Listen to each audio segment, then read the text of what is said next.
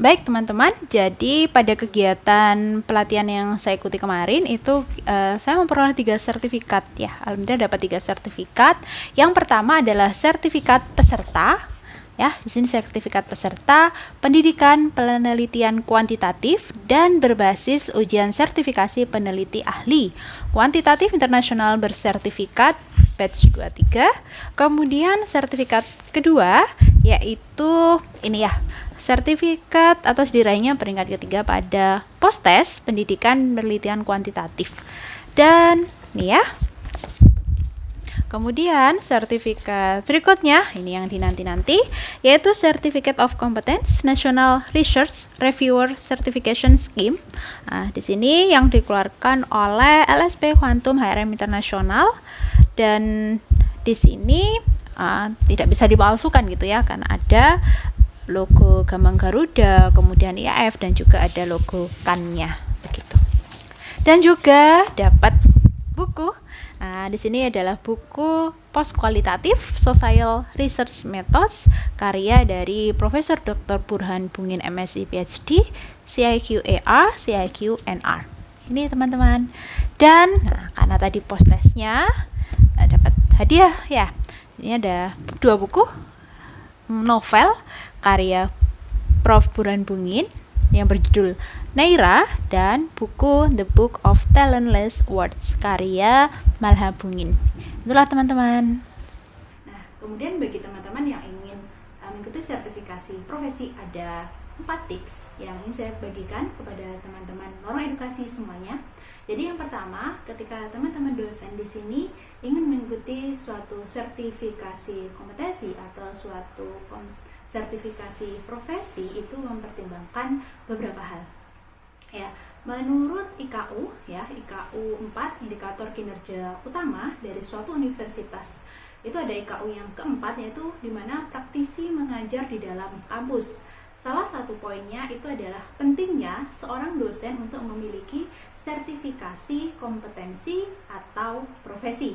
Di mana sertifikasi kompetensi profesi itu diikuti oleh seorang dosen baik di lembaga sertifikasi profesi atau LSP, begitu juga lembaga sertifikasi kompetensi atau LSK yang sudah terdaftar di Kementerian Pendidikan dan Kebudayaan, Riset dan Teknologi.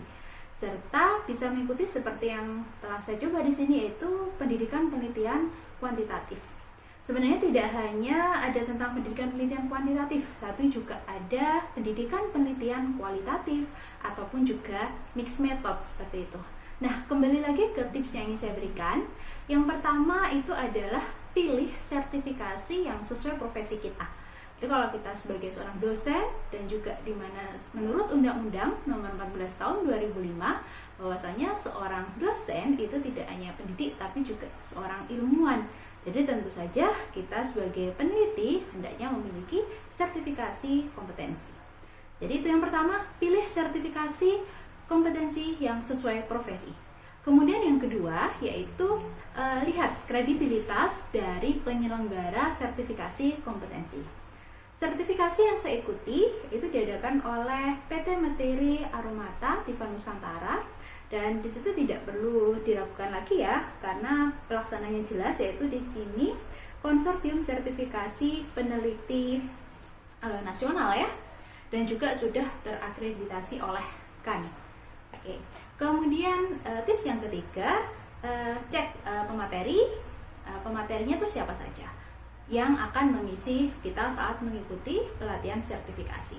Pada waktu saya mengikuti pelatihan ini, pematerinya itu ada Profesor Dr. Burhan Bungin, PhD, yang tidak perlu diragukan lagi karya beliau di bidang buku metodologi penelitian, baik kuantitatif maupun kualitatif.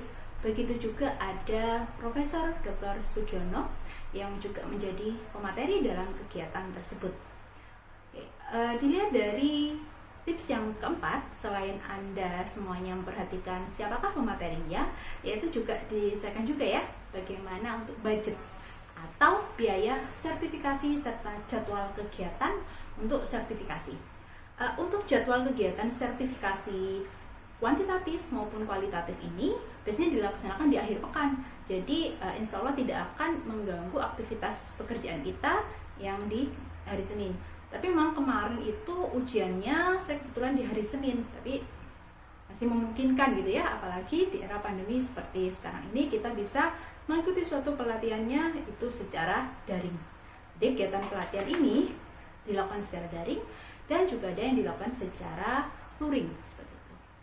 Baik teman-teman, sahabat Lorong Edukasi semuanya, itu yang dapat saya sampaikan tentang kegiatan sertifikasi profesi. Semoga bermanfaat. Wassalamualaikum warahmatullahi wabarakatuh.